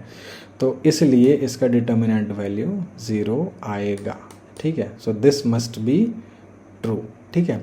अच्छा, अब ये सब जो मैंने बात कही है वो उन्हीं को समझ में आएगा जो मैट्रिसेस पढ़ चुके हैं, ठीक है। अगर किसी ने मैट्रिसेस नहीं पढ़ा हुआ है तो फिर ये बातें शायद उतनी समझ में ना आए, है ना। तो अगर मैट्रिसेस पढ़े हो तो बहुत छोटी सी चीज़ कही है मैंने, है ना, बहुत ट्रिवियल सी चीज़ है। और नहीं पढ़े हो तो दिक्कत है, वो चीज़ जाके पढ़ो कि जब आप सोल्यूशन निकालते हो इक्वेशन इन 3 वेरिएबल्स का, linear equation in 3 variables, matrices chapter में है, तो फिर वहाँ पे ये वाला कॉन्सेप्ट आपको समझ में आएगा, ये चीज़ मिलेगा, है ना। और पढ़ चुका तो फिर अच्छी बात है, समझ गए होगा क्या कहना चाह रहे हैं, है ना, ठीक है। तो यहाँ पे लिखा भी हुआ है, since line OP is a general line we don't expect LMN to be always 0, ठीक है। ऐसे भी बोल सकते हो कि भाई OP कोई ज़रूरी थोड़ी ना है कि LMN 0 आएगा हमेशा। और वो तो जनरल लाइन है, तो there must be other solutions, ठीक है, LMN 0 को छोड़ के। और एक चीज़ और बोल सकते हो दूसरे सेंस में कि भाई LMN तीनों एक साथ 0 हो ही नहीं सकते, क्योंकि वो तो डायरेक्शन रिच कोसाइंस हैं, और L² + M² + N² को 1 होना है। तीनों 0 हो जाएंगे तो ये इक्वेशन ही नहीं सेटिस्फाई करेगा, तो वो तो सवाल ही नहीं उठता है 0 0 0 सोल्यूशन होने का, ठीक है। तो फिर हम इस बेस पे बोल सकते हैं कि 0 0 0 मतलब जिसको हम लोग ट्रिवियल सोल्यूशन बोलते हैं, जब मैट्रिसेस पढ़ोगे तब समझ में आएगा, तो उसके अलावा भी इसके सॉल्यूशंस हैं, और वो तभी हो सकता है जब ये जो कोफिशिएंट मैट्रिक्स है, इसको कोफिशिएंट मैट्रिक्स बोलते हैं, इसका determinant value 0। So that's why this must be 0, right. और यही हमें निकालना था, सो हेंस द रिजल्ट जो कि क्वेश्चन में पूछा गया है। Okay, question number 11, find the intersection point of the lines this and this. Okay, nice question. हमको 2 लाइन्स गिवन है और इनका इंटरसेक्शन पॉइंट निकालना है, ठीक है। अच्छा, अगर ये लाइन्स स्क्यू हुई, पैरेलल हुई, तो पैरेलल तो नहीं दिख रहा क्योंकि आपको नीचे डायरेक्शन रेशियो दिख रहा है। पैरेलल होता तो इनके डायरेक्शन रेशियोज जो हैं एक पर्टिकुलर रेशियो में होते सारे के सारे, है ना। स्क्यू लाइन्स हुए तो खैर उतना झमेला नहीं करना, उतना टेंशन नहीं लेना। अगर इंटरसेक्ट करेगा तो कोई लॉजिकल आंसर आएगा, इंटरसेक्ट नहीं करेगा तो कोई लॉजिकल आंसर नहीं आएगा, कुछ इलॉजिकल से एक्सप्रेशन आ जाएगा, तो आपको समझ में आ जाएगा इनका पॉइंट ऑफ इंटरसेक्शन है भी या नहीं, ठीक है। तो उसके लिए वरी नहीं करना है, हम सीधे सीधे पॉइंट ऑफ इंटरसेक्शन निकालने की तरफ चलेंगे, है ना। अच्छा, तो हमको क्या करना है ना कि अगर लॉजिक यही है कि अगर 2 लाइन इंटरसेक्ट कर रहे हैं, ठीक है, तो हम पहले वाले लाइन पे एक जनरल पॉइंट मानेंगे, दूसरे वाले लाइन पे भी एक जनरल पॉइंट मानेंगे। वो दोनों जनरल पॉइंट कहीं ना कहीं तो सेम होने चाहिए, वहाँ पे सेम होंगे ना जहाँ पे इंटरसेक्ट कर रहे होंगे। तो अगर वैसा हमको कोई वैल्यू मिल जाता है तो हम बोलेंगे हाँ ठीक है भाई, इंटरसेक्ट कर रहे हैं और ये इनका पॉइंट ऑफ इंटरसेक्शन है, ठीक है। इतना ही सा कॉन्सेप्ट है। तो जो पहला लाइन है इसको हमने S से इक्वेट किया इन रेशियोज़ को, तो इस पे जो जनरल पॉइंट आएगा वो आएगा S-2 S-1 S, है ना।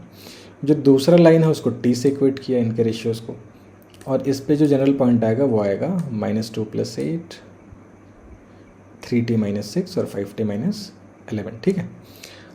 अब अगर इनका कोई इंटरसेक्शन पॉइंट है तो कहीं ना कहीं ये जो जनरल कोऑर्डिनेट है S-2 S-1 S और ये जो जनरल कोऑर्डिनेट है -2t + 8 3t - 6 5t - 11, ये सेम होना चाहिए for some value of S and some value of t, ठीक है। तो हम ये मान लेते हैं कि अगर ये इंटरसेक्ट कर रहे हैं तो S-2 कहीं ना कहीं -2t + 8 के बराबर होगा, S-1 3t - 6 के बराबर होगा, और S जो है 5t - 11 के बराबर होगा। एट सम पॉइंट कोई एक पर्टिकुलर S और एक पर्टिकुलर T की वैल्यू होगी, है ना।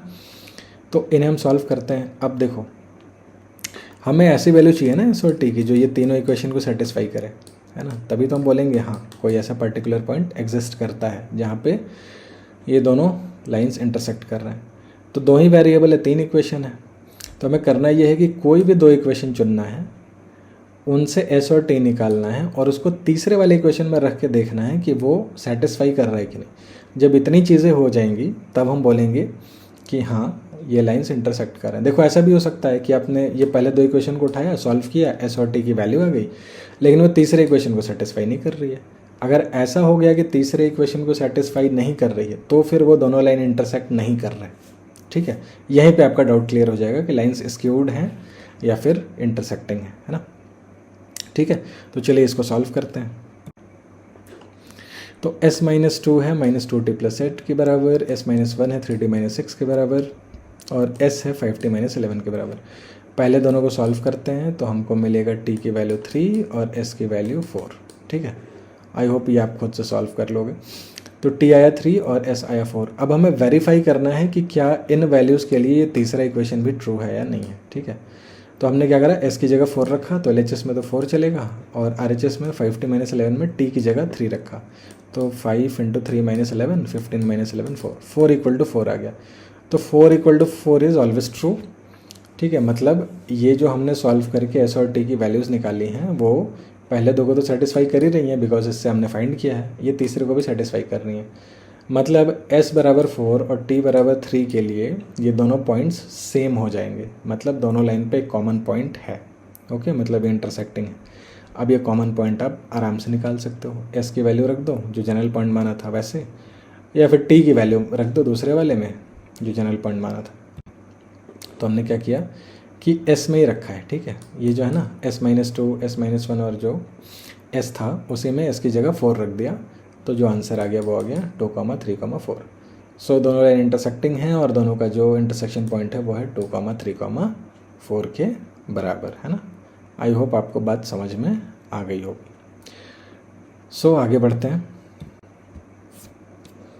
Question number 12, find the shortest distance between the lines this and this, also find the equation of this shortest distance line. ठीक है, अच्छा शॉर्टेस्ट डिस्टेंस तो निकालना ही है ना, साथ में उस शॉर्टेस्ट डिस्टेंस वाली जो लाइन है उसका इक्वेशन भी निकालना है ना।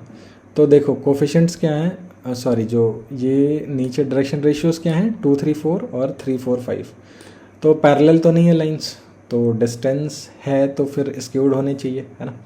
तो यहाँ पर हमने 2 स्क्यूड लाइन्स बना रखे हैं और ये जो ब्लैक वाला लाइन है ना यही एक्चुअली आपका दोनों पे परपेंडिकुलर है, यही तो शॉर्टेस्ट डिस्टेंस होगा ना जो परपेंडिकुलर लाइन होती है वो।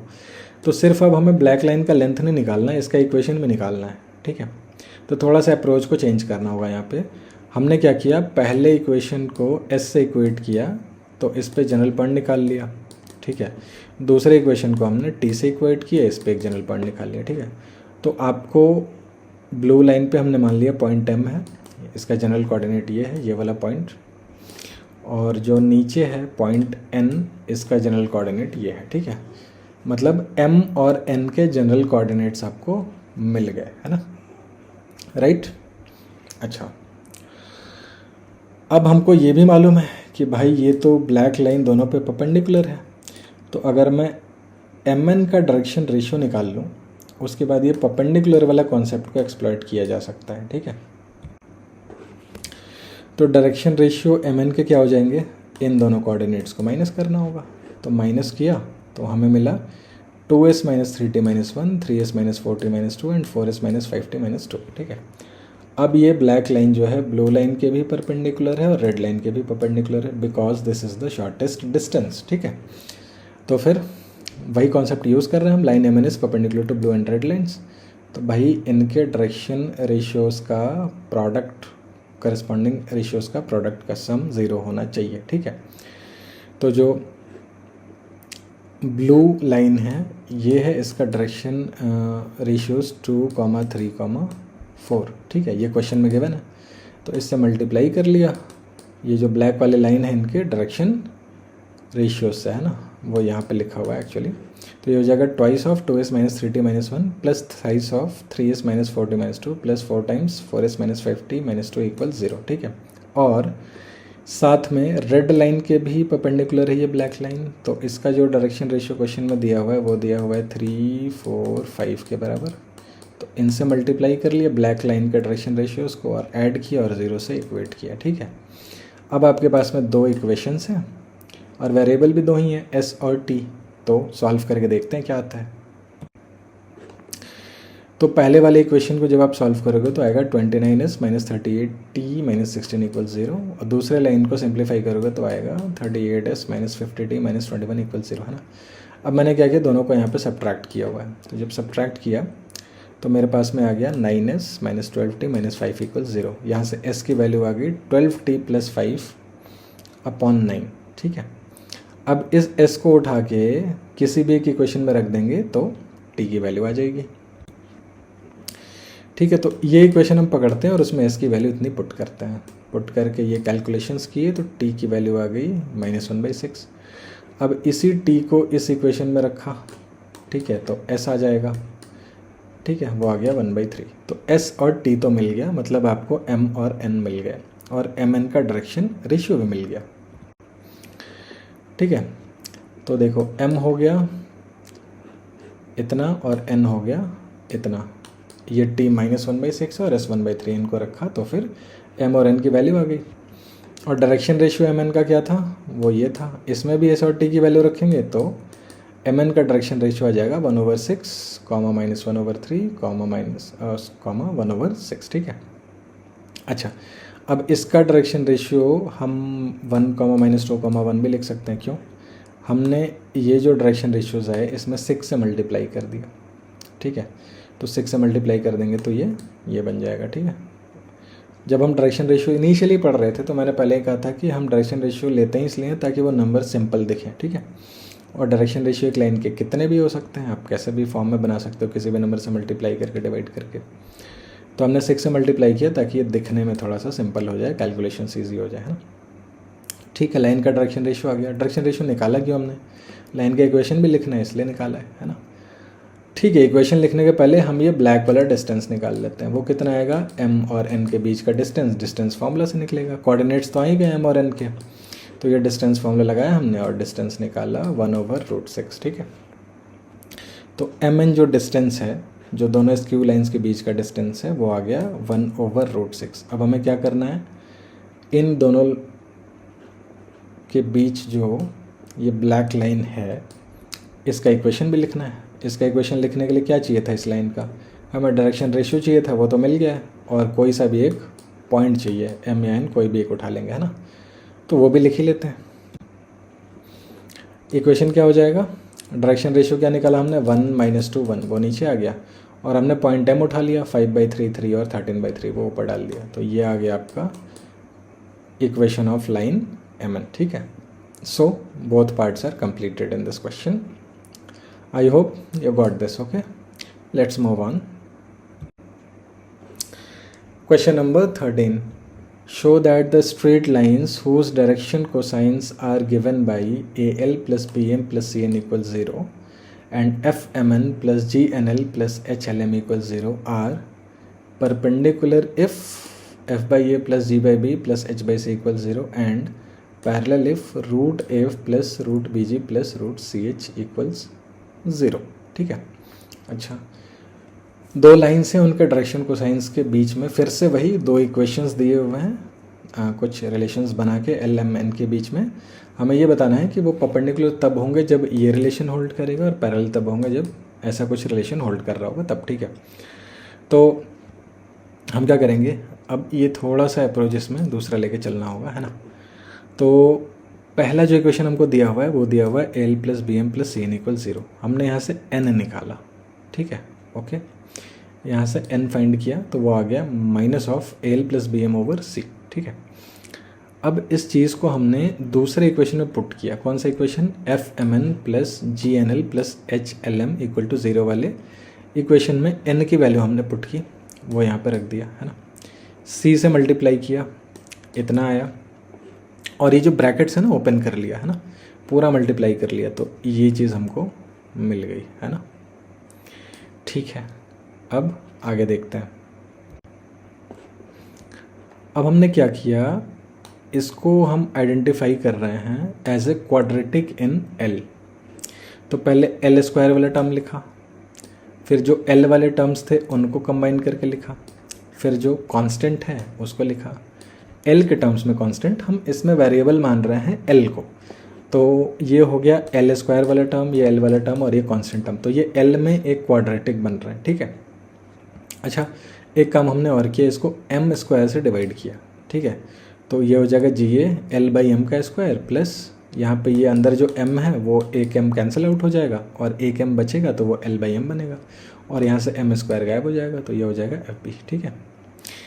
अब इसको आप आइडेंटिफाई कर सकते हो as a quadratic in L/m, ठीक है। अच्छा, ठीक है, ये L/m में क्वाड्रेटिक हो गया। अब हम यहाँ से क्या कर रहे हैं, निकाल रहे हैं प्रोडक्ट ऑफ रूट्स, ठीक है। अगर L/m में क्वाड्रेटिक है तो इसके दो रूट्स होंगे, एक हो जाएगा L1/m1 और एक हो जाएगा L2/m2, ठीक है। ये दो रूट्स आएंगे इसके। अब इन दोनों रूट्स का प्रोडक्ट कितना होगा, C/A, तो C कितना है, FB, और A क्या है, GA के बराबर, तो FB/GA। थोड़ा सा रीअरेंज किया, ठीक है। L1L2/FB इक्वल्स M1M2/GA, है ना। एक रिलेशन ये आ गया आपके पास में, है ना, राइट। अब इतनी ही सेम मेहनत दोबारा करनी है एक और रिलेशन निकालने के लिए। इस बार हमने क्या किया कि जो पहला इक्वेशन था इसमें से m की वैल्यू निकाली, फिर m को इस वाले इक्वेशन में सब्स्टिट्यूट किया तो ये बना, फिर इसको हमने b से मल्टीप्लाई किया, ठीक है, b डिनोमीटर में था तो b से मल्टीप्लाई किया तो ये इक्वेशन बना।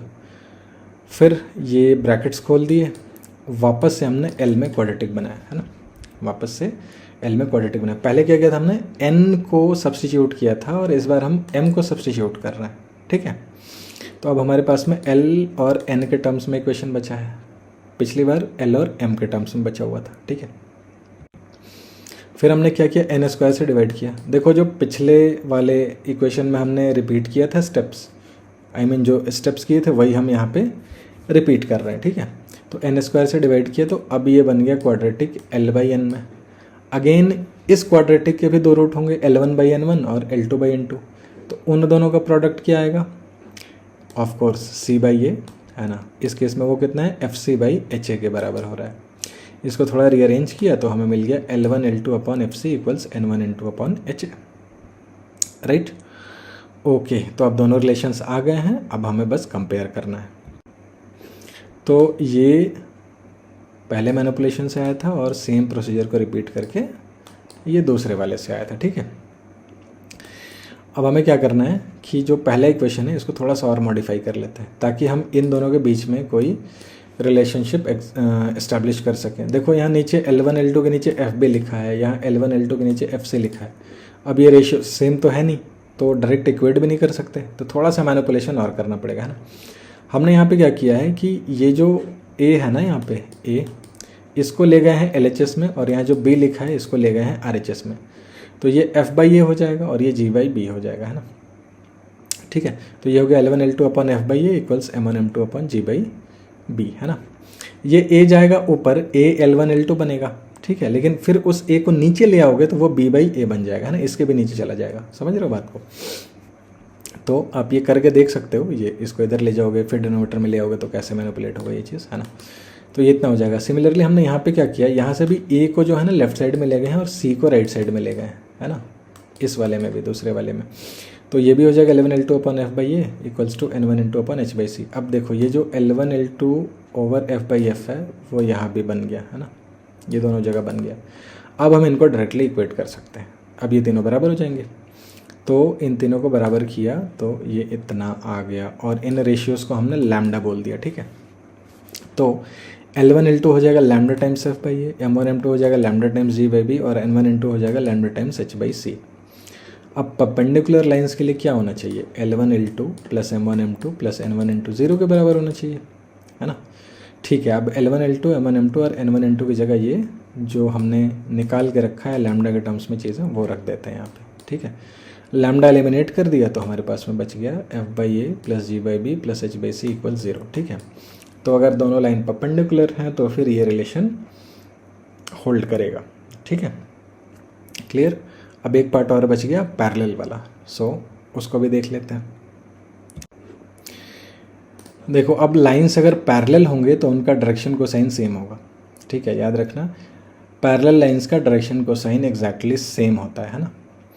हाँ, अगर डायरेक्शन रेशियो के टर्म्स में बात करते तो हम ये कह सकते थे कि दो पैरेलल लाइंस का डायरेक्शन रेशियोज सेम रेशियो में होता है, ठीक है, लेकिन डायरेक्शन कोसाइन तो यूनिक होता है ना।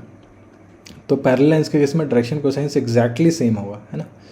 अब देखो ये हमारे पास में क्वाड्रेटिक था, अब क्या है कि इसमें जो L की दो वैल्यू आएगी वो सेम आनी चाहिए, एक L1 आएगी एक L2 आएगी, दोनों दो लाइंस का डायरेक्शन रेशियो डायरेक्शन कोसाइन का पार्ट है। अब वो डायरेक्शन कोसाइन का पार्ट है और दोनों लाइंस पैरेलल हैं तो L1 और L2 बराबर होना चाहिए, ठीक है।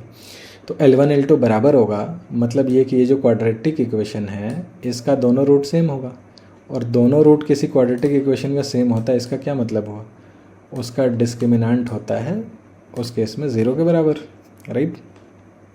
अच्छा, तो ये हमने लिखा है discriminant equal to 0, B² minus 4AC, है ना, ठीक है। ये B है, इसका स्क्वायर लिखा minus 4 times A into C equal to 0। इसको हम सॉल्व करने की कोशिश कर रहे हैं। सबसे पहले क्या किया, इसमें से हमने ध्यान से देखना m हटा दिया, ठीक है। यहाँ से भी m² कॉमन आएगा, यहाँ पे एक m² है तो m² गायब हो गया। अब ये बच गया FA plus BG minus HC का square minus 4 times GB FA equals 0, ठीक है। अब हमने यहाँ पे क्या किया है, देखो है ना, हमने एक्सपैंड किया, ये है, ये लिखा ना X plus Y plus Z का होल स्क्वायर टाइप का, तो हो गया A square plus B square plus C square plus 2ab plus 2bc plus 2ca इस टाइप का, ठीक है। तो यहाँ पे माइनस एच सी है तो ये हो जाएगा minus of 2bgHc minus of 2FaHc, है ना। a प्लस बी प्लस सी का होल स्क्वायर, आई होप आपको मालूम होगा कैसे एक्सपेंड करते हैं, और ये लास्ट में बच गया माइनस 4Fabg, ठीक है। अब क्या हो गया कि ये लिखा है माइनस 4Fabg और यहाँ पे आपका 2Fabg, तो यहाँ से ये सब्ट्रैक्ट हो जाएगा, है ना, तो माइनस 2Fabg बच जाएगा, है ना, इफेक्टिवली। तो अगले स्टेप में जो ये रेड वाले में लिखा हुआ है आपका रेड कलर से, ये आपका एक रिजल्ट इस्टेब्लिश हो गया, ठीक है। तो एक्चुअली मेरे हिसाब से क्वेश्चन में यही चीज़ पूछना चाहिए था, है ना, कि अगर आपके लाइंस पैरेलल होंगे तो ये रिलेशन होल्ड करना चाहिए, ठीक है। बट क्वेश्चन ने कुछ और पूछा है, तो ठीक है, अब हम यहाँ से इस मैनिपुलेशन को आगे लेके जाने वाले हैं, ठीक है। ये ज़्यादा अप्रोप्रिएट होता मेरे हिसाब से, क्यों वो अभी हम आगे देखेंगे, है ना। अब क्या किया कि यहाँ पे जो लिखा है ना ये चीज़, ये जो ऊपर में इक्वेशन है, इसको हम वापस से यहाँ लेके आ रहे हैं, ठीक है। ये जो रेड वाला जो रिलेशन लिखा है ये भी कहीं कहीं पूछता है, बट इस क्वेश्चन में ये नहीं पूछा है, इस क्वेश्चन में कुछ और इस्टेब्लिश करने को कह रहा है, in case the lines are parallel. तो फिर हम वापस से अब उस डायरेक्शन में जा रहे हैं, अब यहाँ से इसको दूसरी तरह से मैनिपुलेट करेंगे वहाँ तक पहुँचने के लिए, ठीक है। देखो ये क्या लिखा हुआ है, FA plus BG minus HC का whole square minus 4GB FA equal 0, ठीक है। ठीक है, इसको वैसे ही रहने दिया, और जो ये दूसरा टर्म है 4GB FA, इसको क्या किया 2 times of root GB root FA का स्क्वायर कर दिया, ठीक है। हम कर क्या रहे हैं यहाँ पे, हम इसको बना रहे हैं a square minus B square के फॉर्म का, ठीक। ये बन गया a square minus B square के फॉर्म का, ओके। अब ये a square minus B square equal to 0 लिखा है, तो a square minus B square को क्या लिख सकते हैं, a minus B a plus B. तो ये है पहला फैक्टर a माइनस बी, ठीक है, और अगले ब्रैकेट में है दूसरा फैक्टर a प्लस बी, ठीक। अब एक चीज़ और देखिए, आप यहाँ पे इस चीज़ को FA और BG को, है ना, FA और BG को कंबाइन कर सकते हैं, इनको हटा दिया, ठीक है। FA BG और माइनस 2 रूट BG FA, ठीक है। यहाँ भी FA BG और प्लस 2 रूट FA BG, है ना, ये होल स्क्वायर बन रहा है। कैसे, ये रूट FA का स्क्वायर लिख सकते हैं, इसको रूट BG का स्क्वायर लिख सकते हैं, माइनस 2 रूट BG और 2 रूट GB रूट FA, है ना, मतलब root FA minus root GB का होल स्क्वायर लिखा हुआ है, और ये जो HC है इसको लिख दिया माइनस रूट HC का स्क्वायर, है ना। दूसरे ब्रैकेट में भी FA BG को लेके होल स्क्वायर कंप्लीट कर सकते हैं, root FA plus root GB का होल स्क्वायर माइनस ये जो HC है इसको रूट HC का स्क्वायर लिख दिया, ठीक है।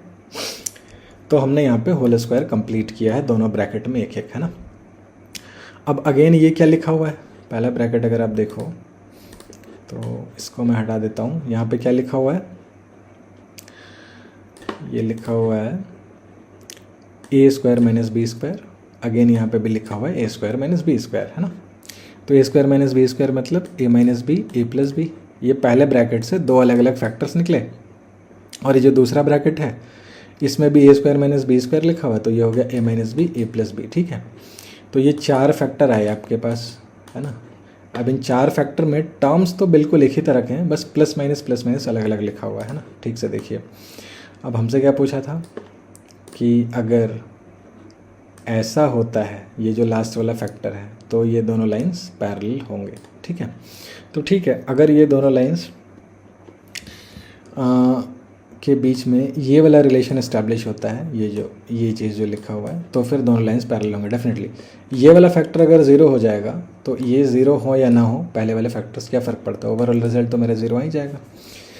तो फिर इसके 0 होने से लाइंस पैरेलल हो सकते हैं, ठीक है। बट स्पेसिफिकली यही क्यों पूछा, आई डोंट नो, क्योंकि इसके 0 होने से भी हो जाएगा, इसके 0 होने से भी हो जाएगा, इसके 0 होने से भी हो जाएगा, बट ठीक है। अब क्वेश्चन ऐसा पूछा है तो इस फॉर्म में लाके हमने ये चीज़ इस्टेब्लिश किया है कि हाँ भाई, अगर root FA plus root GB plus root HC 0 के बराबर होगा तो लाइंस पैरेलल हो जाएंगे डेफिनेटली, है ना। ओके, तो इस तरह से हम इस रिज़ल्ट को भी इस्टेब्लिश कर सकते हैं, ठीक है। आई होप आपको क्वेश्चन समझ में आ गया होगा, सोल्यूशन भी क्लियर हो गया होगा, राइट। ओके, तो हम लोग बढ़ते हैं अब अगले क्वेश्चन की ओर। Okay, question number 14, find the equation of perpendicular from the point to the line this, है ना। तो ये आपका लाइन है ना। इसको लैम्डा मान लिया, इस पे जो जनरल कोऑर्डिनेट आएगा फिर इतना आ जाएगा, right. Lambda -5, 4 lambda -3 and -9 lambda +6 के बराबर, है ना। ये फिगर में आप देखिए, ये पॉइंट ए है 2, 4, -1, और ये लाइन जो गिवन है क्वेश्चन में वो दिया हुआ है। हमको क्या निकालना है, इक्वेशन ऑफ परपेंडिकुलर, ठीक है। मतलब ये जो ए बी लाइन है ना, ए बी लाइन का इक्वेशन निकालना है, ठीक है। तो ए बी लाइन का इक्वेशन निकालने के लिए हमें क्या चाहिए, एक पॉइंट तो हमें गिवन है, अगर ए बी का डायरेक्शन रेशियो मिल जाए तो फिर ए बी का इक्वेशन भी मिल जाएगा। तो डायरेक्शन रेशियो ए बी का क्या होगा, बी जो है आपका, बी का अगर हम कोई जनरल कोऑर्डिनेट मान लें, जो कि जनरल कोऑर्डिनेट हमने यहाँ पर निकाला है लैम्डा -5, 4 लैम्डा -3, -9 लैम्डा +6, ये क्या है, इस लाइन एल पे कोई भी जनरल कोऑर्डिनेट है। तो बी का जनरल कोऑर्डिनेट हम ये मान लेते हैं इन टर्म्स ऑफ लैम्डा, ठीक है। तो फिर ए बी लाइन का जो है डायरेक्शन रेशियो क्या हो जाएगा, बी और ए के कोऑर्डिनेट को माइनस करेंगे। अब बी का कोऑर्डिनेट तो हम यही मान रहे हैं, लैम्डा -5, 4 लैम्डा -3 और -9 लैम्डा +6। इसमें से हमें क्या माइनस करना है, 2, 4, 1। तो लैम्डा -5 में से 2 माइनस किया तो ये हो जाएगा लैम्डा -7। फिर 4 लैम्डा -3 में 4 माइनस किया तो ये हो जाएगा 4 लैम्डा -7, और -9 लैम्डा +6 में से -1 माइनस किया तो ये हो जाएगा -9 लैम्डा +7, ठीक है। तो लैम्डा के टर्म्स में डायरेक्शन रेशियो आ गया लाइन ए बी का, राइट। अच्छा, अब ए बी और लाइन तो परपेंडिकुलर है, तो इनके डायरेक्शन रेशियोज का प्रोडक्ट का सम 0 होगा, राइट। तो हमने क्या किया, जो ए बी लाइन था इसका डायरेक्शन रेशियो था 1, 4, -9, इनके डायरेक्शन रेशियोज को मल्टीप्लाई किया ए बी के डायरेक्शन रेशियो से और जोड़ दिया, ठीक है। ये 0 आना चाहिए because A B and line L are perpendicular, ठीक है। ब्रैकेट ओपन किया, सॉल्व किया तो मेरे पास में लैम्डा आ गया 1 के बराबर, ठीक है। अब डायरेक्शन रेशियो जो लाइन ए बी के थे वो थे लैम्डा -7, 4 लैम्डा -7 और -9 लैम्डा +7। इसमें लैम्डा को रखा 1, तो ये बन गया -6, -3, -2, -1 से मल्टीप्लाई करके इसको बना लिया 6, 3, 2, ठीक है। तो डायरेक्शन रेशियो हो गया लाइन ए बी का 6, 3, 2। इस लाइन पे एक पॉइंट है आपके पास में 2, 4, -1। तो इन दोनों डेटा की मदद से हम इसका इक्वेशन लिख सकते हैं, वो हो जाएगा x -2/6, y -4/3 और z +1/2, ठीक है। ऊपर क्या लिखा है, एक पॉइंट का कोऑर्डिनेट जिससे लाइन पास करे, और नीचे क्या है, डायरेक्शन रेशियो, है ना। So like this we can find the equation of line A B. Fine, I hope this is clear. Okay, now the last question. Find the image of the point A 5, 4, 2 in the line x + 1/2 equals y - 3/3 equals z - 1/-1, ठीक है। Image क्या होता है किसी line में, जैसे ये point A है ना, अगर इसका इमेज अगर B बोलते हैं हम, तो इसका मतलब ये हुआ कि A से जो दूरी है ना लाइन की, वही B की भी दूरी होगी लाइन से, है ना। मतलब अदरवाइज ऐसे भी बोल सकते हैं कि A और B के ठीक बीचों बीच ये लाइन है, और AB जो है ना लाइन, वो परपेंडिकुलर है इस गिवन लाइन के, ठीक है। तो दो चीज़ें हमें एक्सप्लॉइट करनी है इसका आंसर निकालने के लिए। पहला क्या, AB इस लाइन के परपेंडिकुलर है, और दूसरा H जो है वो AB का मिड पॉइंट है। ये लाइन बिल्कुल बीचों बीच जा रही है A और B के, ठीक है। अच्छा, तो सबसे पहले हम क्या करेंगे, H का कोऑर्डिनेट निकालेंगे, जनरल कोऑर्डिनेट फाइंड करने की कोशिश करते हैं। तो लाइन के इक्वेशन को लैम्डा के बराबर माना, और इससे हमने इस लाइन पे एक जनरल पॉइंट निकाला। कितना हो जाएगा वो, 2 लैम्डा -1, 3 लैम्डा +3 और -लैम्डा +1, ठीक है। तो इसको हम H का कोऑर्डिनेट मान लेते हैं, राइट। ये जो पॉइंट H है इसका कोऑर्डिनेट लैम्डा के टर्म्स में इतना मान लेते हैं, ठीक है। अब हम एक काम करते हैं, एज का डायरेक्शन रेशियो निकालते हैं, ठीक है। एज का डायरेक्शन रेशियो निकालने की कोशिश करते हैं। तो एज का डायरेक्शन रेशियो कैसे निकलेगा, H और A के कोऑर्डिनेट्स को माइनस करना है। तो हमने H में A का कोऑर्डिनेट माइनस कर दिया। A का कोऑर्डिनेट है 5, 4, 2 और H का कोऑर्डिनेट लैम्डा के टर्म्स में यहाँ पे दिया हुआ है। तो जब माइनस करोगे तो डायरेक्शन रेशियो बन जाएगा 2 लैम्डा माइनस 6, 3 लैम्डा माइनस 1 और माइनस लैम्डा माइनस 1 के बराबर, ठीक है। अच्छा, अब एज तो परपेंडिकुलर है ना, एज परपेंडिकुलर है इस ब्लू लाइन के, तो दोनों के डायरेक्शन रेशियोज़ का प्रोडक्ट का सम 0 होगा, तो वो हमने कर लिया। 2 3 माइनस 1 लाइन का डायरेक्शन रेशियो था और लैम्डा के टर्म्स में एज का डायरेक्शन रेशियो हमें पता है, मल्टीप्लाई करके ऐड किया, 0 से इक्वेट किया, लैम्डा आ गया 1, तो एज का कोऑर्डिनेट आ गया 1,6,0, है ना। इमेज निकालने के लिए हम एज का कोऑर्डिनेट क्यों निकाल रहे हैं, है ना। देखो, ए और बी का मिड पॉइंट है एच, अगर मेरे को ए पता है और एच पता लग जाए तो मिड पॉइंट फार्मूला से बी भी पता लग जाएगा, इसलिए हम पहले एच का कोऑर्डिनेट निकालने की कोशिश कर रहे हैं, ठीक है। बात समझ में आई। तो एच का कोऑर्डिनेट हमने यहाँ पे निकाल लिया। अब हम लगाएंगे मिड पॉइंट फार्मूला और उससे बी का कोऑर्डिनेट निकालेंगे। ओके, तो एच हो गया हमारे पास में 1,6,0 और ए और बी को लेके जब हम इसका मिड पॉइंट निकालेंगे तो हमें a प्लस बी अपॉन 2 करना होगा, मतलब 5 plus A by 2, 4 plus B by 2, 2 plus C by 2। ये जो कोऑर्डिनेट्स होगा वो एच का कोऑर्डिनेट होगा, because H is the mid point और वो 1,6,0 के बराबर है। तो ये करस्पॉन्डिंग एलिमेंट्स को हम इक्वेट करेंगे, ठीक है। इन तीनों को देखो यहाँ पे इक्वेट किया हुआ है और इससे हम ए बी सी की वैल्यू निकालेंगे। तो जब हम इसको सॉल्व करेंगे तो हमें ए मिल जाएगा -3, बी मिल जाएगा 8 और सी मिल जाएगा -2 के बराबर, ठीक है। तो फिर बी का कोऑर्डिनेट हो जाएगा -3, 8, -2। सो ए का जो इमेज है इस लाइन एल में वो हो जाएगा -3, 8, -2 के बराबर। तो आई होप ये चीज़ आपको समझ में आ गई होगी। Okay, so this is it in this video. और नेक्स्ट वीडियो में हम लोग अब शुरू करेंगे प्लेन्स, और जब प्लेन्स हो जाएगा उसके बाद हम लोग फिर प्लेन्स और लाइंस के कंबाइंड क्वेश्चंस करेंगे। Okay, so this is it for now, thank you very much.